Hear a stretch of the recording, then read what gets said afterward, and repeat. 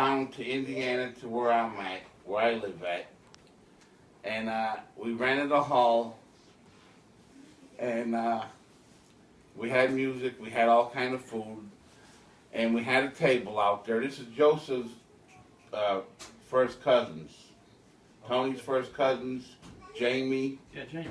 Well, they don't know, but I'm telling them who the boy is. Tell him.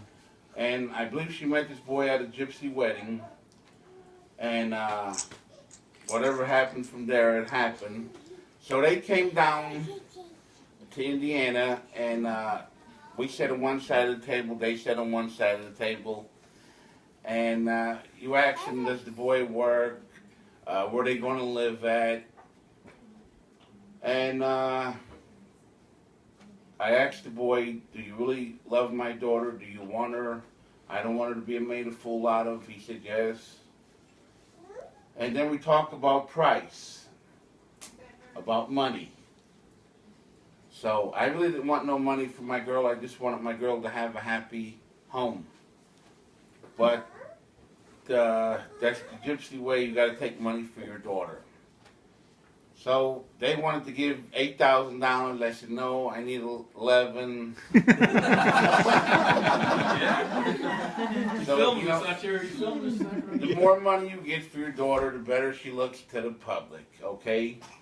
So I didn't want to argue with the people or nothing, so we decided on $9,500. So I told the people, they're really nice people, they're really humble people, and I said, whatever money I get for my daughter, I'm going to give back on the table when it comes my turn to donate at them. And plus, with God's help, I'm going to give more money out of my pocket to donate. At the wedding, right? At the wedding, yeah. Now I got to buy the bridesmaid dresses. I got to buy her wedding dress. Pay for our limousines. And Vicky went down there last week to buy flowers, and they had to go. There's a town called Frederick, Maryland, about 35 miles out of Baltimore, and they had to go down there, everybody listen, to buy a gypsy dress. Now what this gypsy dress is, it's all a red dress. After the wedding, she goes, after she takes off her wedding dress, she comes back in the hall with this all red dress on, and she's got to have a gold piece. And that's the gypsy dress. They had to go there to get it fitted for her, Brenda. And anybody wants to come down to the wedding, you're all more than welcome. I don't have to invite you, to all my people. Anybody can come down. Anybody. Where? It's going to be in Baltimore. As long as you make a donation. Beg your pardon? As long as you make a donation. But everybody's invited. And, I didn't want to talk about the wedding at this time of the deal here. But since I'm talking about it, everybody's more invited. Yeah. And that's really about it. But I'm all related to you, and I wish I could see you more often. Yeah. Well, I got 2 grandkids, one's 7. His name is Paul Stanley. But they didn't name, Danny didn't name him after me.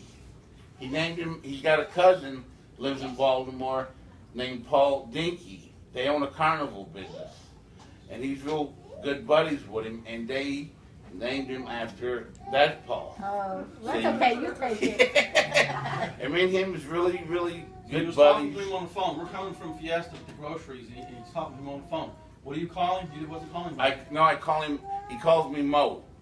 He calls me Mo, and that's what I call him back, Mo. And he goes to school. He's in the 1st grade, and I take him golfing with me, and we'll go estimating. He loves dump trucks, and he loves equipment. And if it ain't too hot, I'll take him working with me. Ryan. And he loves riding the dump trucks, and he loves equipment. And the other little guy's name is Dominic. He'll be a year old here the 22nd of this month. Oh. So we're having a little birthday party for him. Yeah. But. So tell us what that one guy said to you on the golf course. Oh, I take the little guy Paul with me golfing. Well, he was about 5 or 6 then, and I still take him whenever I go golfing. And we'll hit the golf balls, and then when you're up to your hole there to do the putting on the green, he'll run up there and he'll get a club out of my bag and he'll go and hit your ball or Robin's ball or who's ever ball. Although one guy said, Sonny, this is Rocco's boy, said you got to be the greatest grandfather out ever because you'll never leave your grandson home where it's just a man's day for golfing. It's a nice way to say, what are you bringing your kids for? You got to be the nicest grandfather ever. You always bring him. You know. But, He's getting on my nerves. yeah.